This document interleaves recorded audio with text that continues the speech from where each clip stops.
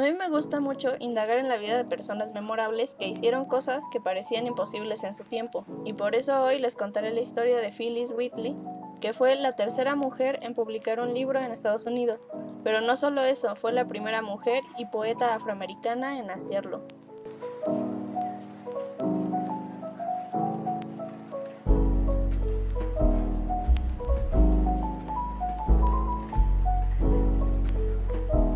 No se sabe mucho de la vida de Phyllis antes de ser secuestrada, pero se calcula que nació en 1753, probablemente en Gambia o en Senegal. A sus 7 años es capturada, o más bien secuestrada por traficantes de esclavos para ser trasladada a Estados Unidos, cuando aún eran colonias británicas, y luego fue llevada a Boston, Massachusetts, en 1761, donde fue comprada a los esclavistas por un sastre llamado John Wheatley. La esclavizó con el objetivo de que sirviera como sirvienta personal de su esposa, Susana, y como era la costumbre de la época, le dieron el apellido de la familia Wheatley. Por otro lado, su nombre, Phyllis, se deriva del barco que la trajo a Estados Unidos, el Phyllis. La familia Wheatley, pero sobre todo Susana y su hija, le enseñaron inglés y la educaron en el cristianismo. Por su rápido aprendizaje, también se le enseñó sobre historia antigua, mitología, astronomía y geografía.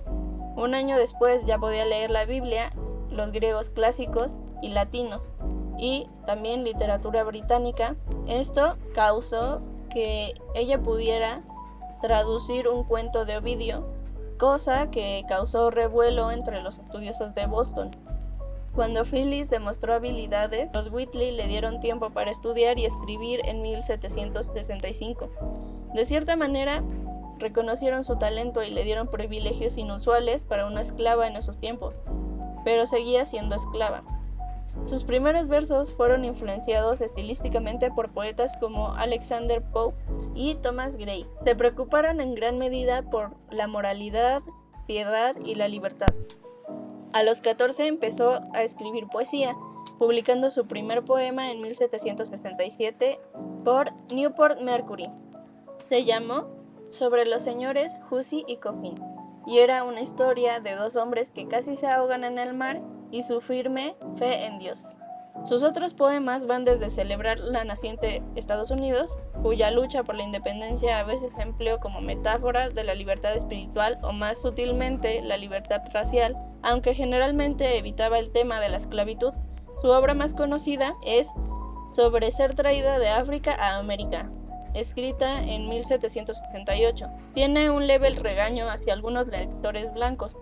Fue misericordia la que me trajo desde mi tierra pagana, la que le enseñó a mi alma sumida en ignorancia a entender que existe un Dios, que existe un Salvador también. Yo antes redención no buscaba ni conocía.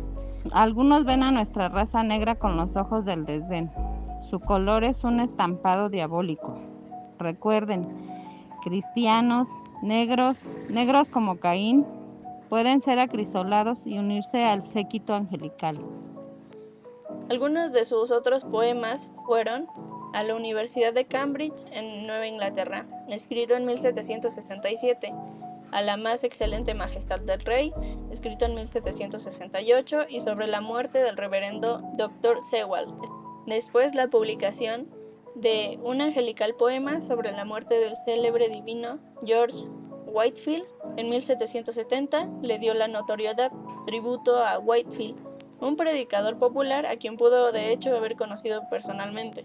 Phyllis, aunque no lo parezca, de hecho publicó más poemas entre 1771 y 1773. En 1773 fue escoltada por el hijo de los Wheatley a Londres, donde salió una colección de su trabajo, o mejor dicho, su primer libro, que se publicó con el apoyo financiero de una condesa inglesa.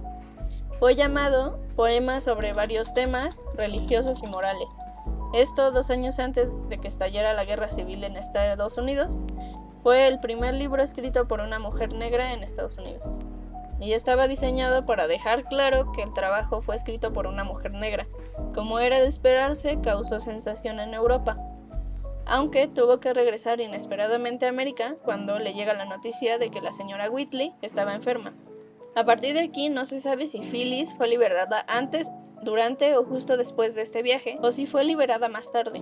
aunque también se dice que cuando su esclavista murió, fue liberada. En 1776, Phyllis había escrito un poema a George Washington, alabando su nombramiento como comandante del ejército continental. Él respondió con elogios a su poesía, incluso llegó a ser celebrada también por Voltaire.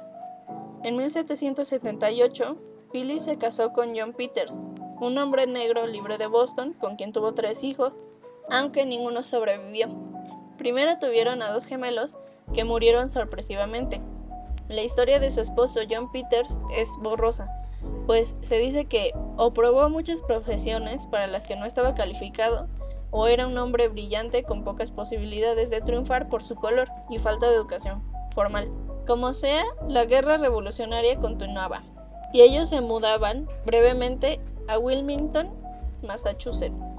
Con la pérdida de sus gemelos, los problemas económicos, los efectos de la guerra y su matrimonio inestable hicieron que Phyllis publicara muy pocos poemas. En general, sus poemas reflejaron las influencias de su vida. El orgullo por su herencia africana también era evidente. Su estilo de escritura iba muy hacia la elegía, un tipo de composición poética en la que se lamenta la muerte de una persona o una desgracia, y que no tiene una forma métrica fija. Probablemente lo hacía así por sus raíces africanas, donde el papel de las niñas era cantar y realizar cantos fúnebres. La religión también fue influencia clave y llevó a los protestantes en Estados Unidos e Inglaterra a disfrutar su trabajo. Tanto esclavizadores como abolicionistas leyeron su trabajo. Servía para convencer a la población esclavizada de que se convirtiera al cristianismo, pero también como prueba de que las personas de color tienen habilidades intelectuales. Se opuso a la esclavitud. Escribió varias cartas a ministros y otros sobre la libertad. Sin embargo, ella creía que la esclavitud era el problema que impedía a los colonos lograr un verdadero heroísmo. Los esfuerzos por publicar un segundo libro de poemas fracasaron. Quería sacar un volumen de poesía que incluiría 39 poemas, pero por las circunstancias el proyecto no se dio y solo pudo publicar menos de 5 poemas en forma de folletos. Para mantener a su familia, trabajó como lavandera en una pensión mientras continuaba escribiendo poesía.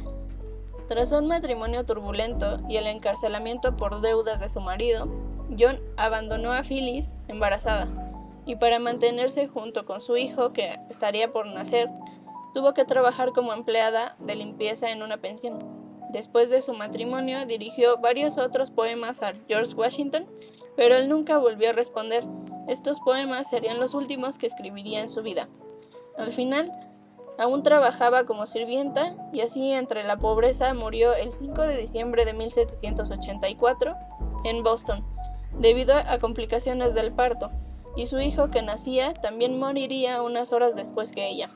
Póstumamente 2 libros fueron publicados, el Memoria y Poemas de Phyllis Wheatley en 1834, donde Margareta Matilda Odell, una descendiente de Susanna Wheatley, da una breve biografía de Phyllis como prefacio de la colección de sus poemas, y también Cartas de Phyllis Wheatley, la poeta esclava negra de Boston, en 1864.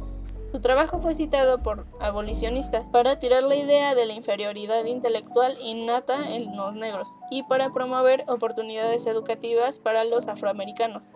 Además de ser una contribución importante a la literatura estadounidense, sus talentos ayudaron a demostrar que los afroamericanos eran seres humanos igualmente capaces, creativos e inteligentes.